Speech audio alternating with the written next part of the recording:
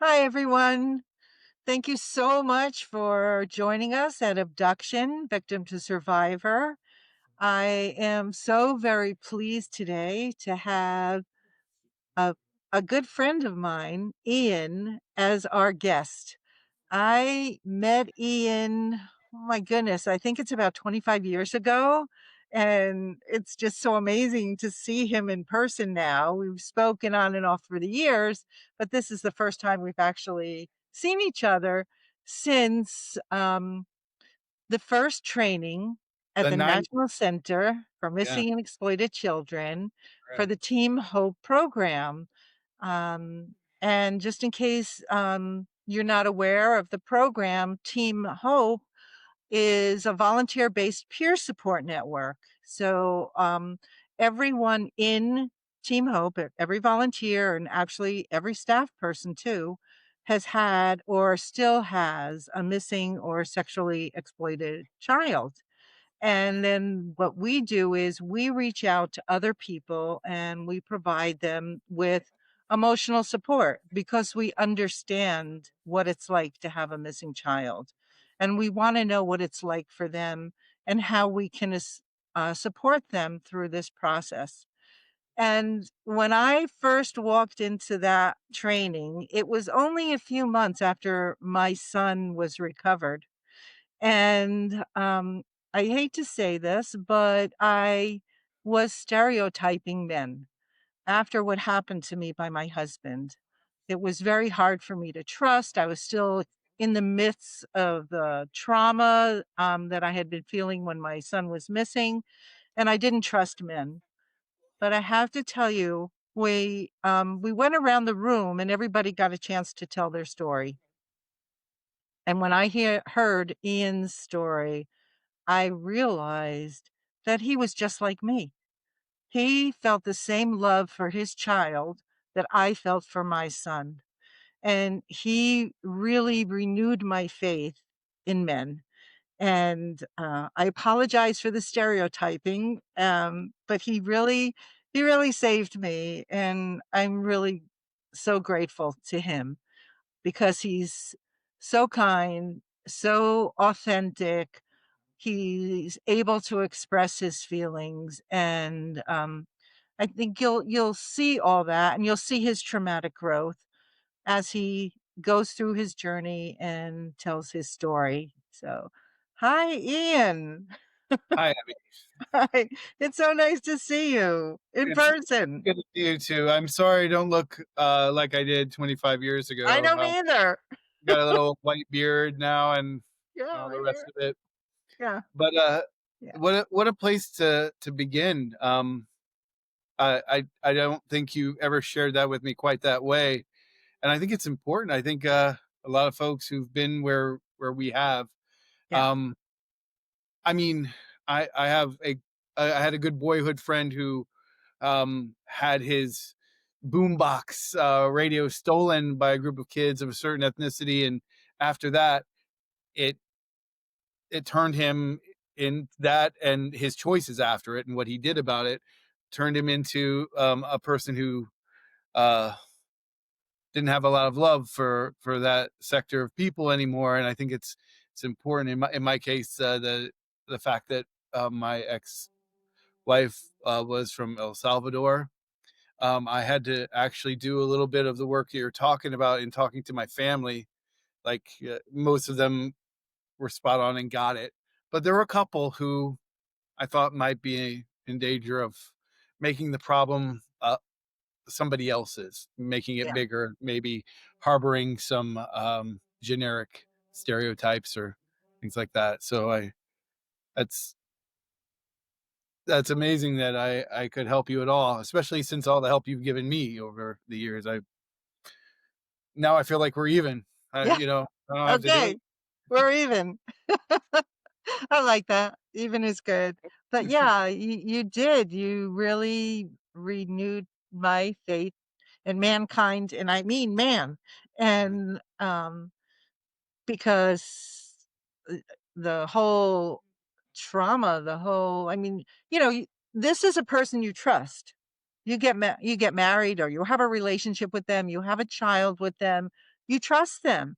You put everything into them, and you share this miracle of a child together. And then for them to um, just violate so Betray. Yeah, yeah, it feels like the one an ultimate betrayal, yeah. yeah, yeah, Um, I don't know that I was as mature as you when I got married. I was a very young man, she was also very young, and the only thing we really had in common was the religion of my youth, and I was in college and starting to grow away from that, religion, and that left us it probably looking back, um, again, I was a young man, I was not evolved enough to say this is going to be hard for her and or us, like even what do we have. Maybe, I mean, now if I wanted to save that relationship I would put some work into that, but back then, it was just now we have nothing, and it came apart, and and certainly you're all but I was starting to wake up because I really had heard all this talk my whole life, from the pulpit to Disney movies about, unconditional love. And I went through my whole life and even gotten married without, feeling it until that boy was born. of And that course. was what taught me how to love. Yeah, So I was going through that and learning how much I didn't know about the world and myself, and also trying to be a good dad. And I got a few years to practice that. And then when he was about 3 or 4 years old, when we were 3, not 4, he was closer, yeah, to 3. We were at that point in the divorce proceedings that we did custody, and I was awarded more custody than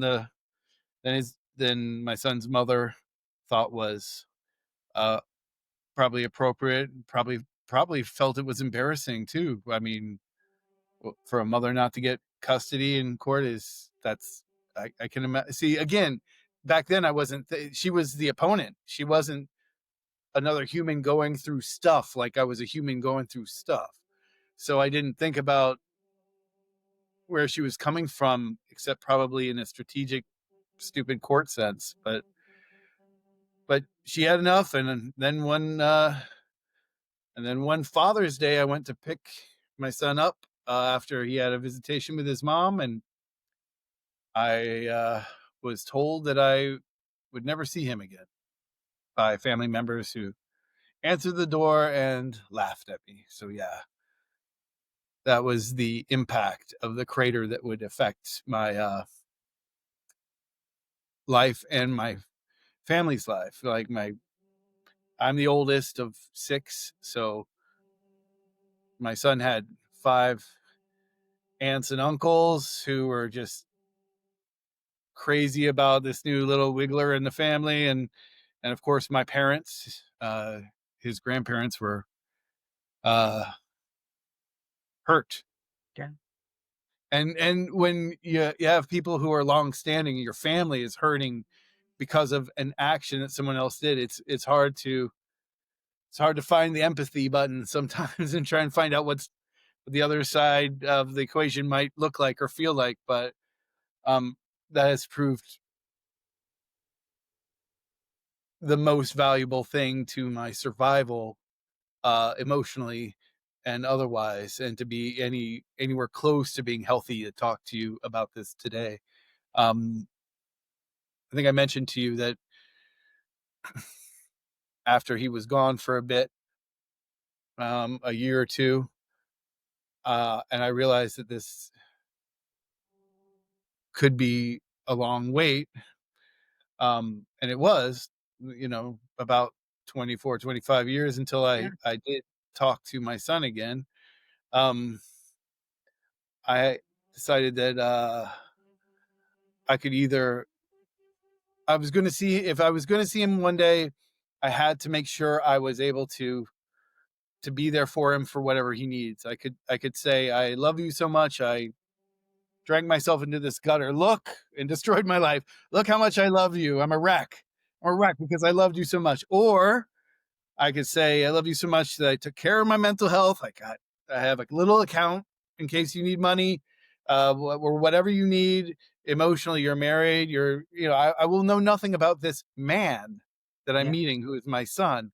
Um, I better be open minded enough to be able to catch that opportunity when it comes at me. So Yeah. That's that's wise. me talking for a long time. Yeah. Yours really, that was filled with so much wisdom because not everyone can do that. Not everyone has the strength of character to be able to step out of themselves and just think about their child and what's best for them. But So that's before yeah. we get too far into patting me on the back, uh, I have to say, if it wasn't for you, Oh, and more recently, Sarah, who is also part of this yes. podcast, I understand, Yes, yeah, co-host. and and her perspectives, and also having shoulder to shoulder with folks who are feeling things like I'm feeling, maybe not exactly what I'm feeling, it really helps. I think, um, we also have talked before about how this is, you're in uncharted waters.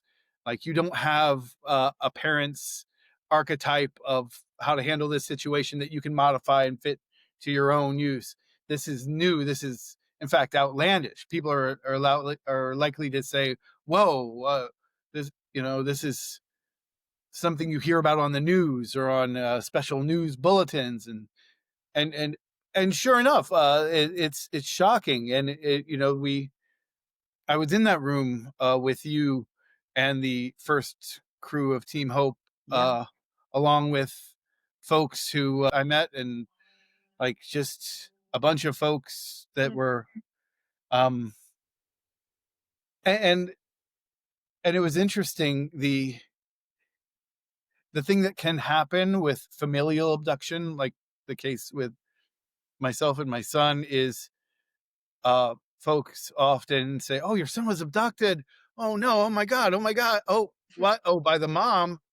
Well, Oh, their whole body relaxes. It's a yeah, true, and yeah, the truth is, yeah, I mean,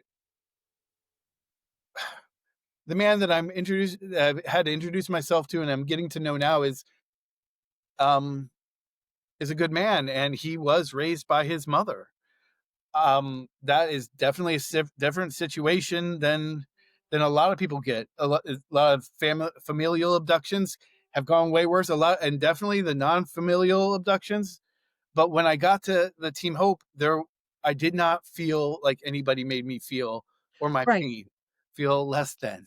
And I right. appreciated that. And because I was, again, shoulder to shoulder with folks who had their child Murdered. taken, Yep. used for days, and then murdered, and then destroyed and scattered over a lawn, and like the worst stories. Yes. That's I knew that wasn't my story, but we had a hand on each other's shoulder. We got that ultimately. There are some. We're out here where, in a place where nobody is feeling anything like us, we can relate to each other here, um, and ultimately the time apart uh, from a child is time apart from a child. Uh, al- Although I am very thankful that uh, he has made it healthy into being a young man. I have had to work on anger to make sure I didn't um, blame or carry anger or carry rage. Sure. It's There was a poet, Cornelius Eady, who said, he used the term outrageous patience. He That he did not have the capacity to sustain rage, and I love that. Did not have the capacity to sustain rage. I don't want to either. I've got so much better uses for my energy. Right, because the one who holds the anger is the one who gets hurt, not the person you're angry with, but the And person who's holding it. yeah, I think I'm optimistic about this new batch of kids, this next generation. They don't vilify getting help for any kind of counseling or therapy. Like Right, it's all good. But for us Gen Xers who were right on the cusp, where we were still um, beating down that stigma a little bit, the stigma might have been starting to go away, but that didn't mean we had any tools already in place to deal with it. And yeah, the availability of fast answers or anger yeah, just seemed I don't know, it's easier to. It was tough to find resources, and you were very essential at that time in the beginning and all throughout ever since. thank you. And when he came up again, when he called me, I was in contact with you because we had just seen that he had popped on the map in a very significant way. And I could get into that if you want, or talk about the reunification situation. But we were, if I remember correctly, we were planning on. Oh wow! It looks like I might actually be able to talk to him. This Yes, might happen. Maybe we can set up. Have a you know whatever he needs to be comfortable. A psychologist from the national center, right, or someone to just help, because again I was going to find myself in new waters without a roadmap, of and course. Yeah, you were there with a lot of resources, um, and yeah, so I'll never thank forget you. that. I'm sorry. There you are. I keep shouting out your praises. I'm just No, I wanna go where you wanna go with this is your story. think kind of highly of you, Abby. Oh, There you thanks. that's it. Thanks, Ian. I think highly of you too. I really do, and you're, very reasonable, open-minded man, and, you put Christopher first and where he should be, and you do that, and that's not easy. I know that's not easy, from my own personal journey. So, um And and as much as I tried to school myself not to be selfish, not to indulge any like whatever, and just not to be a jerk. Uh, I now that we have been talking for a little over a year, um, I still want to go to places in our discussions that show um, how much I cared, and what this was like for me, and but I think part of being a parent is, you know, you do what you can do, and kids will get it when they can get it. Yeah. If he asks you questions, if you want, when he wants to know. Otherwise, I'm here, Sarah's here, your girlfriend is here. You have, I believe you have good friends who would understand. So you have a nice support system. I do, And yeah, I understand those feelings. but again, a lot of that stuff, I think yeah, I've said that that stuff changed too. A lot of this stuff is existential that we're Yeah. talking about, like how to survive when you're in a waiting pattern, when you may never hear an answer, when you may never hear a good answer, or you might hear a bad one, or how to be when he shows back up. Yeah. Like I think we talked that a lot of folks who a lot of the same batch who were like, oh, he was abducted. Oh wait, his mom. Now that he's, oh, you heard from your boy. Oh well, happily ever after, right? You're set. You got it Mhm. all now, right? Yeah. No, it's now the hard work can begin. Now, not just the hard work in trying to communicate to this person who's curious about me and I'm curious about him, but we wanna do it right, and, and he also is in a position where he doesn't want to, um he's a good kid, so that Yeah. means he loves his mother.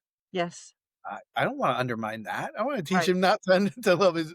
Yeah, so, and also, the friend group that you mentioned, the same ones who were like, "Oh, well, things are happily ever after," right? No, it's, uh even some of the ones who weren't, even some of my friends who have joined that club that neither of us asked to join, that the club of significant loss. Right. Like, some of those folks, I started thinking that they might not view me the same because I no longer meet the requirements for the the club. This sounds weird, but it just means that, you know, of course, over the course of 25 years, I found myself making friends with folks that I had more in common with, and a lot of those folks would be people who have suffered some heavy duty loss, a partner, a child, something. And then if I don't want to, instead of being able to commiserate, now I was self conscious. I was wondering if my presence was reminding them of their loss, and it changed dynamics. And again, this is all kind of just existential stuff, just your self, um, definition. Like, how do I identify if I am no longer the parent of a missing child? Yes. Um, I am a parent of a child who was missing, and I have, over 2 decades worth of longing, wondering, and pain that are real that now seem, um, dismissed by the fact that he and I are talking maybe once a month, you know? Uh, Yeah. so it's all new terrain, and it's always going to be. That's the journey. Yeah, my son was recovered in 1998, and we're still going through our healing journey together. So it is ongoing. Yeah. Uh, Yeah. Next question. What do you got? You got any? I know I was supposed to just tell my story, but I've said a lot of it. So, okay, so the day that, that your son wasn't there and you were Sure. told you were never gonna see him again, Yeah. I'm just wondering, you did have full custody. Did that make it easier for you in the invest or starting to, file a report, a missing report? Actually, the way that the custody went down was really, I think, um, it was wild. It was unconventional. The I was a student, but a grad student becoming a professor at the time, and the other side, my ex-wife's side, cited how important it was for her to have him during the school year, and the judge initially ruled that he was going to give me uh, custody during the summer months and her during the school year, Ah, and my and he also did say in his when he gave that verdict, he said that he was inclined to give me full custody, but because of some things I don't think need to be gotten into, but that he did not, and I felt really great about that, and I felt like it was really fair, and it was actually kind of tailored to our lives and what we imagined they might be at that time right. before the abduction. And then when my son was taken, we had to go back to the judge and say this has happened, and that's when he wrote a new order that I had full custody so that I could Oh, I pers- see. pursue, like, Right. out where he is, because that would mean that I could only look for him during the summer months, as opposed to, uh, yeah, all the time. Yeah. So, Yeah, as opposed to the time when she was granted, right. you know yeah.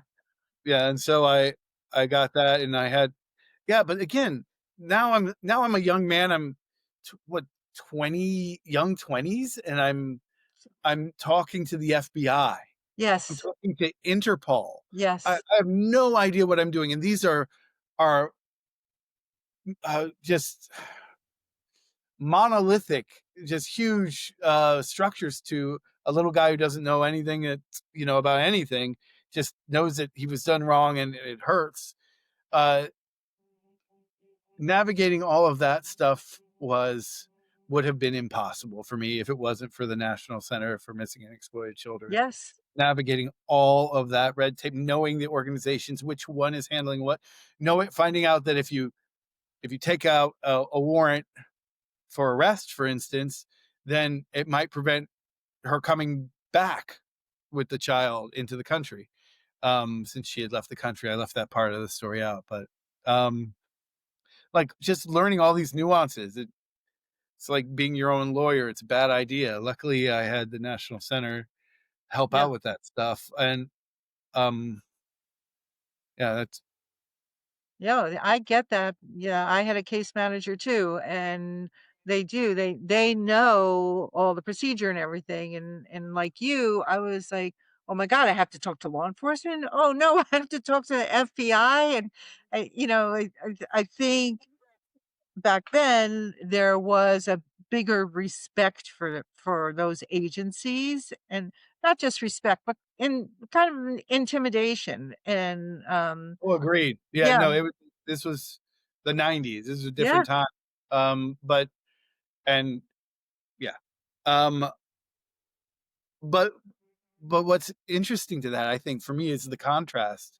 Is 25 years or whatever in the future, and I get a call from the attorney general's office in Maryland saying that my ex had reached out to them about one warrant that still existed, because all the others had timed out because he's no longer a minor.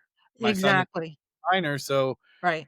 all the warrants went away except one, and that was one in my hometown where I first talked to any officials about it, and they were calling me to ask if they called me and asked if I could talk to uh, the person who was handling the case. And I thought, oh, this is gonna. And I'd gotten calls before from like the FBI and other places saying, "Hey, we're not going to pursue this anymore. Good luck." Yes. Um, so I thought this was going to be one of those. And when I got on the phone with, and I'm so awful with names. Bookmark that. We'll talk about my memory probably. The case manager? Or No, Meredith?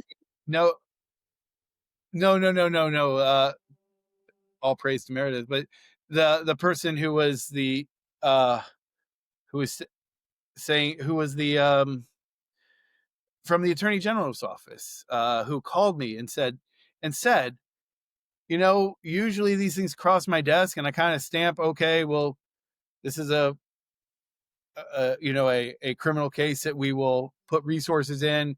This one we won't, and I got yours, and and she said, I'd gone through training at National Center for Missing and Exploited Children. And I saw that, and when I saw your case, I thought, well, maybe we could use this to help reunite some family.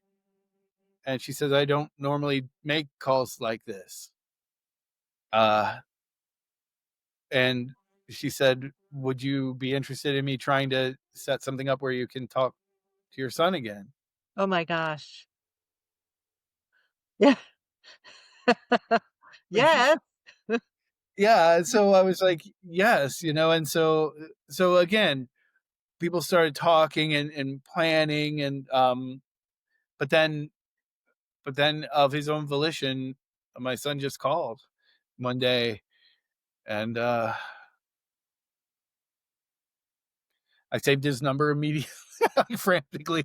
I I made sure, we've tried to stay in touch, you know, and it's been hard. Yeah, It's probably more awkward for him than for me. Well, maybe not. We're still figuring it out. I don't know.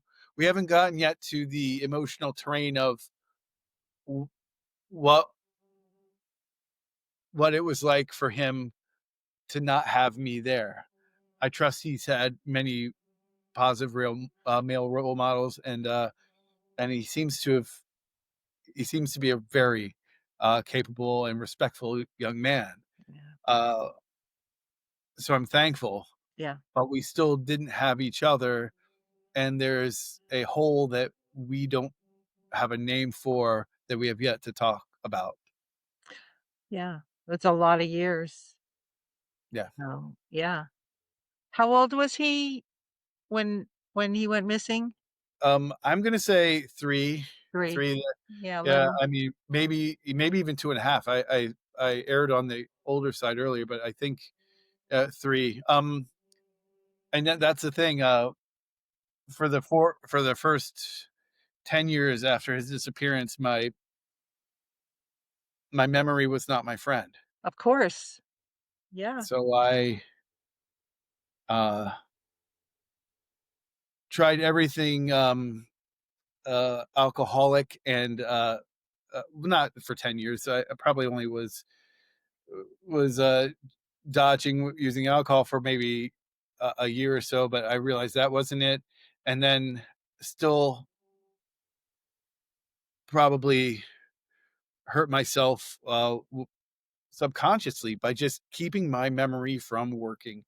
I remarried and I have 2 lovely children now, and I'm so in their lives and I love them. And I probably am a this is the crazy stuff. I probably am a better dad because I know what Oh, I'd be losing if I wasn't, right? So, wouldn't wish this on anybody, but, I feel like I might have been a better person because of it. It's crazy to think like that, but I can't remember their birthdays. I I may have mentioned to you once I put their birthday next to their name in my phone so that when it comes up, yes. I have to make sure it's not coming their birthday isn't too Right. soon for me to Yeah. order the thing I know they need or whatever, But like, that is physiological. That has to do with the trauma that you were facing and your frontal cortex. So it gets flooded, and your frontal cortex is for your memory and for like remembering facts and doing math, that kind of thinking. And when you're experiencing trauma, it interferes with your frontal cortex. So it stands to reason that it's nothing about you. It's actually the trauma that you faced that has caused that. you said something like that earlier today when we were preparing, to talk, Yeah. here. I don't wanna dispel the illusion for everybody, but we talked Yeah, we before. did talk a little. Yeah. And that's new news to me, the whole idea of the frontal cortex and maybe the hard facts and hard math sort Yes. of side, and it makes a lot of sense. I may have mentioned to you also that I play music with folks. Yeah. That started after. Um, Beforehand, as I said, I was on a pretty great trajectory to be a literature professor, and suddenly found it hard to be in a book, undistracted. I needed more freedom, so I started, performing improvisationally with some people, and that Oh, gave me. So it just seems like that, and I only bring that up because this thing that happened to us, it it does. shapes us all the way through. It's not just the loss. Yeah. It's not just what we miss. Yeah. It's even the things that we love about ourselves were partially made by this unspeakable thing that Yeah. happened to us. Yeah. I think it made me a better person. It made me see things differently. What was important, what wasn't important, it changed me. Um, it's kind of like when, you lose someone who's close to you through death, a parent, a sibling, someone who's close to you, a spouse, and your whole world is changing while everyone else is staying the same.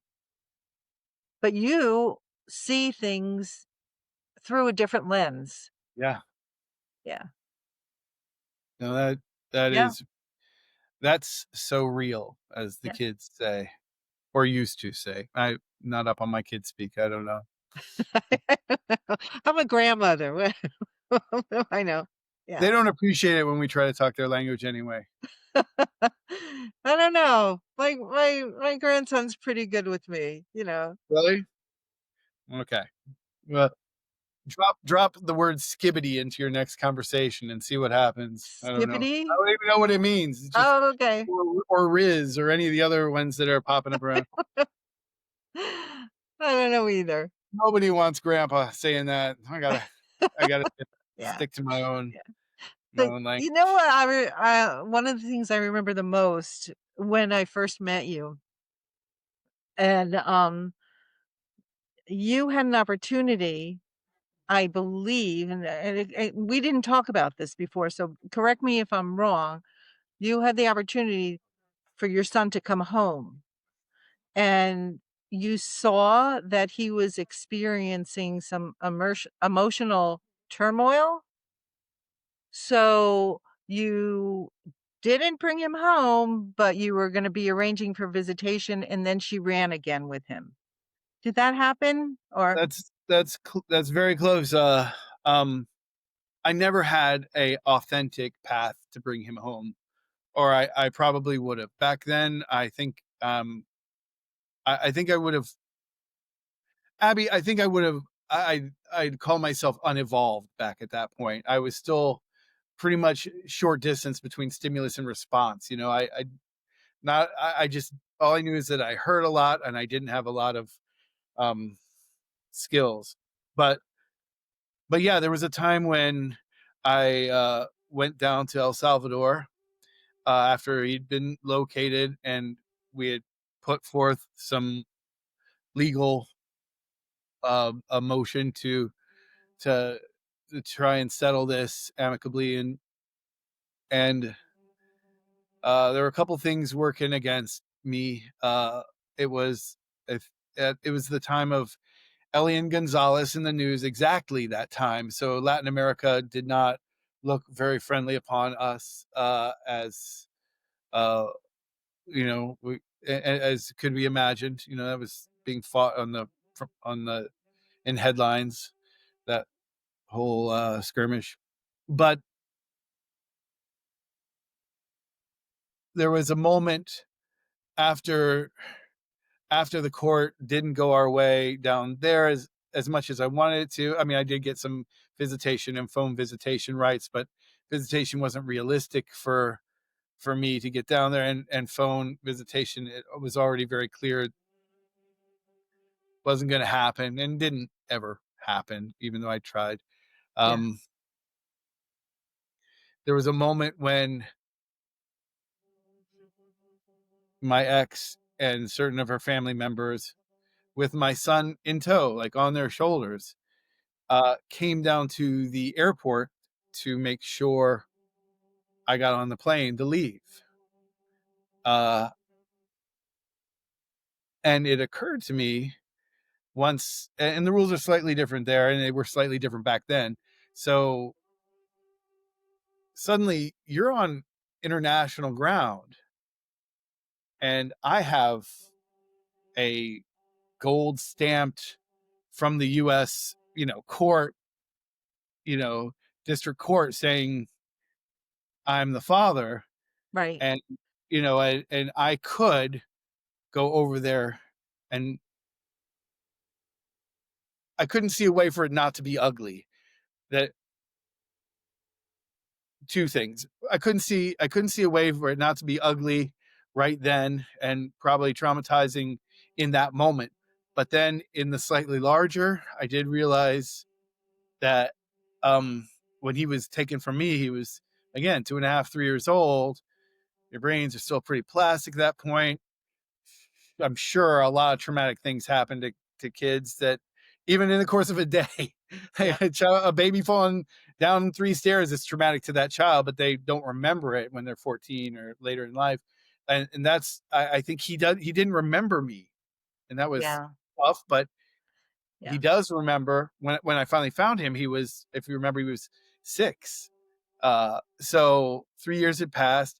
He didn't really remember me, but he knew his mom, he knew his right, grandmother, he knew his dog. If I take him now, who's the abductor? yeah, yeah, That's where it was, yeah, and that messed me up. Uh, so I didn't. Yeah, yeah, that you got that right. yeah. You got that right.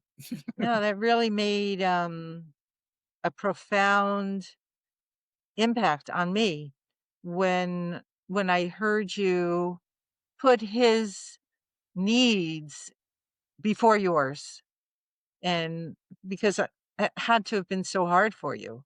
Well, again, that goes back to, maybe this is probably a better example of what I was trying to say earlier, which is you want your kids to know. I mean, you want to give, if you had to choose between being able to give everything your child needs and having them know that you love I think hopefully a good parent would make that choice. Like, you'll never know that I cared, but I'm trying to do the right thing. But it just was another level of aloneness, which I was already feeling a lot of. But it's funny that that was, I mean, thank you for saying that it was Yeah, notable to you, because it was very notable to me too. I think that moment was the first time I realized, uh, I'm going to have to come at this differently. I'm going to have to make every brick I make of my future from now on is going to be built slowly and uh and without precedent. Uh,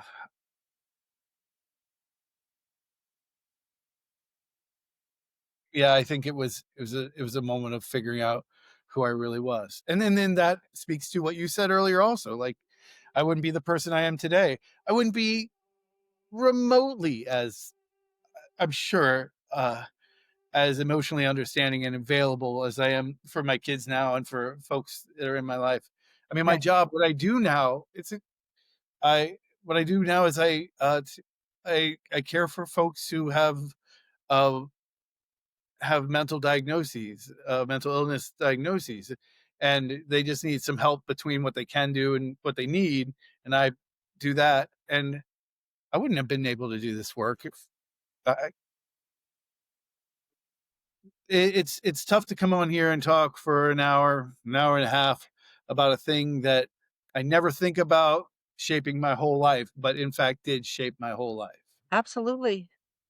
Yeah, yeah. And our kids too, whether they realize it or not. I know one day when my son, um, I think he was in college at the time, he came home and he said to me, "I'm thinking about getting a tattoo." And I want, to have the white ribbon of hope on my back between my shoulder blades, and the date I was abducted on one side and the date I was recovered on the other side. Huh. I freaked out because I thought, "Oh, no, he's gonna carry this as a burden, through his life. He's gonna have it tattooed on his back permanently." And, I was just really worried about him when he was saying that, and, then he said, "Oh, no, but it means that it brought me back to you." And I think he said that just to, like, quiet me down because I was a little bit of a crazy person at the Yeah. time, because I was so worried about him, and then he turns Mom hears around. about the tattoo is usually prime time for crazy person. Yes, that's well understandable. But then he turns around and he lifts up in his shirt and he says, "I got it." He already had it done. But uh, I was talking to a friend who was a therapist and, about my concerns, and then, he was explaining that most tattoos have to do with, love, with loss, with grief, and with growth. And he was explaining to me how this was growth and how we're all a culmination of our experiences.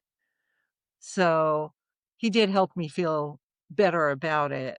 And no, yeah, that's right on the money. We are our experiences.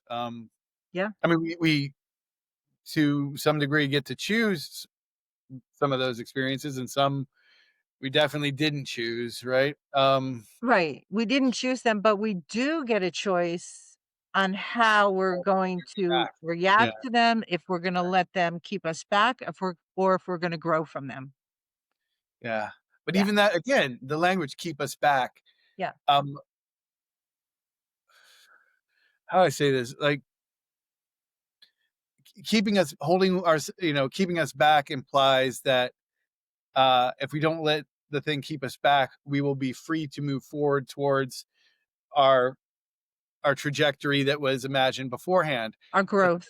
Yeah. that yeah, the growth is right because the trajectory that we had for ourselves from beforehand may not fit No, anymore. it doesn't fit anymore. Yeah, most likely. Yeah, Yeah, because we're changed, right? yeah, uh, Yeah, yeah. I mean, no complaints. I got to meet you. I got to meet you. Yeah, I got to meet so many resilient and amazing people. Getting to meet Sarah and so many others who were abducted as children and learning from them. I just wish that I had the opportunity to speak and be with them before my son was recovered, because I learned so much, and that's what I wanna show in different episodes in the podcast, and hear from people who were the children who were abducted, and how did they grow? How did they come to thrive and um, help other people who have missing children understand that before their child is recovered. Completely, Yeah. completely valuable. I did not have the. Are we talking about the organization to which she belongs? Do we say stars? You can edit this out if not. Oh, But it's part of Team Hope.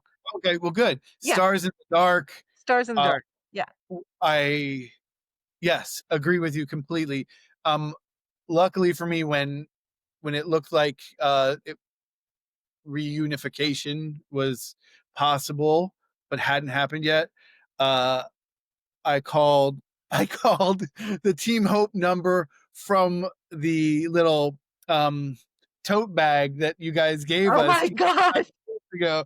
I was like, "What was that number?" And then I called, and then of course the whole tree lit up, and that was a completely different experience because I have years in with you, I have years in with Meredith Morrison, if we're allowed Yes. to drop names, Yeah.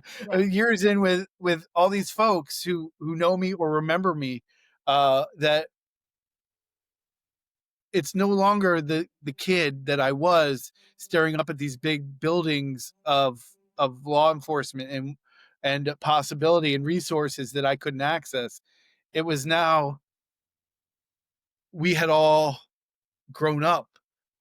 We'd all grown forward, gone forward, not just grown up, but we'd all uh, not just matured, evolved. Sorry, Okay, that's good. That's a good and word.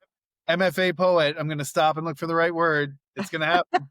Okay. So we had all evolved to places where I was more capable, you were more capable. Everybody on that tree who heard that this was a possibility lit up with ideas and with resources. and I was so happy about that. One of those resources that was new to me was Stars in the Dark, Yes. and uh, uh, I've told Sarah. I mean, now that she's not here, we could talk about her.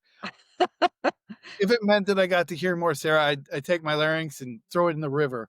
Like I always feel like I don't want to talk. I just want to give her voice every second on our phone calls to say what she has to say because she cares, she thinks about stuff, and she's got uh, not just her own experiences and perspective, but because she listens, uh, she has those who have also gone through it.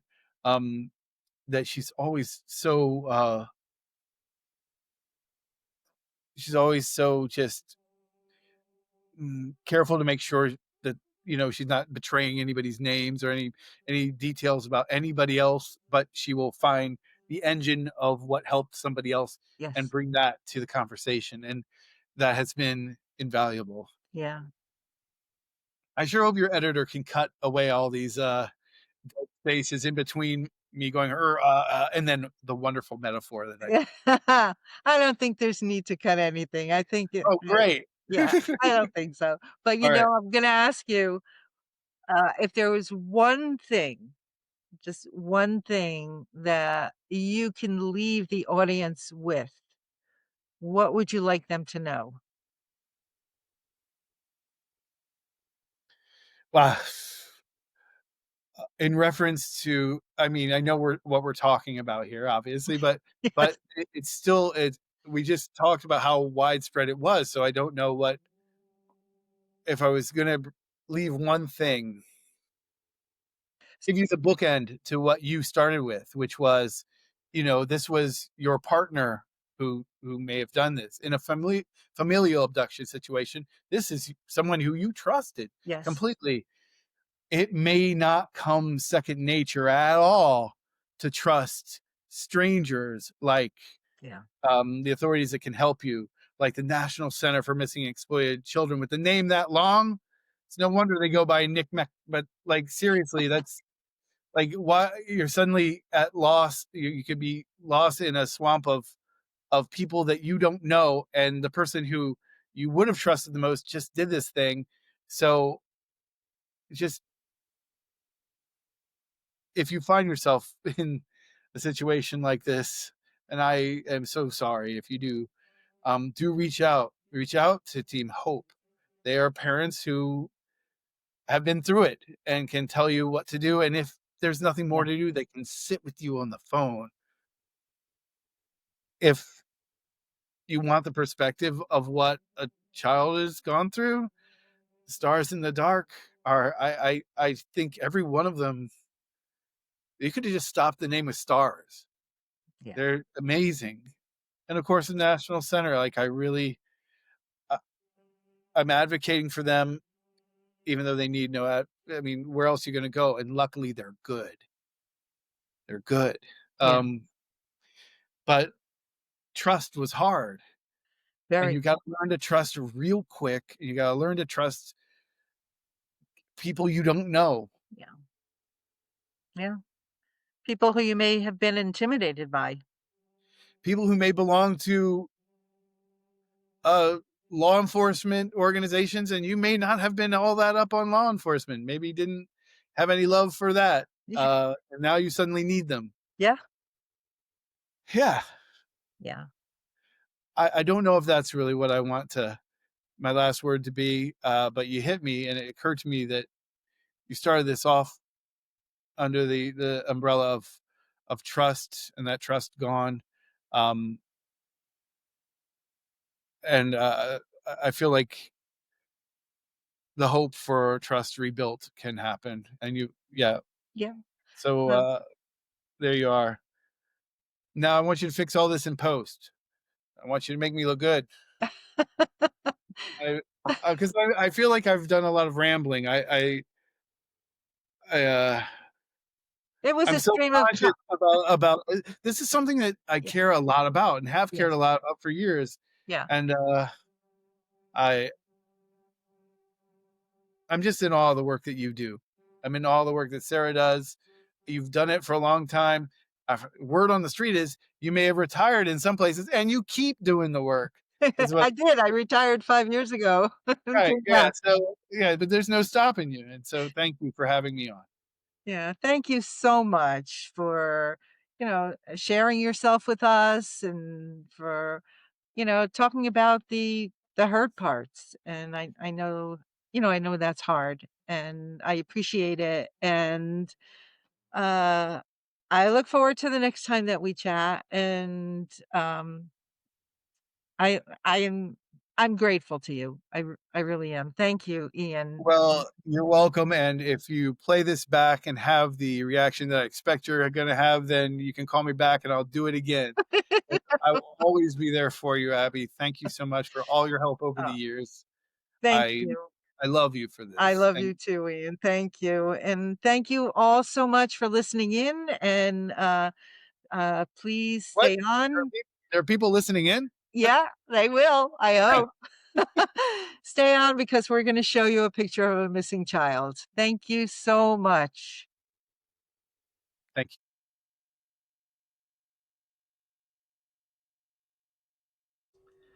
Today's missing child that we are featuring is Hana Amina Mojadidi. She's just so adorable. She's from Annandale, Virginia. She's been missing since June 2nd, 2024, and she is 5 years old as of today. She was allegedly abducted by her father, Hojatullah Tariq Mojadidi, on June 2nd, 2024.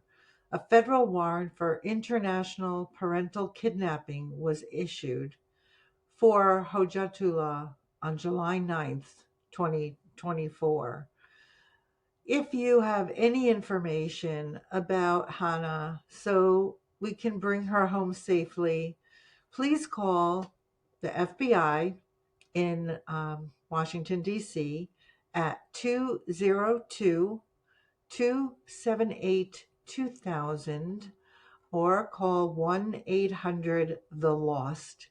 If you are only on audio, you're not able to see Hannah and her missing poster, please, I encourage you, go to missingkids.org and search for Hannah and other missing children too, because they really need our help to get home safely. So thank you very much for tuning in today. We really appreciate you. We hope that you'll subscribe to our channel and that if you know of anyone who could use our help, please contact us. And our email address is abduction.victimtosurvivor@gmail.com. Please tune in next week when we will be having a conversation with an amazing young woman and who was abducted by one of her parents and taken internationally. And she's going to share her journey with us. And it's a very compelling conversation. So thank you very much and see you again next week. Bye for now.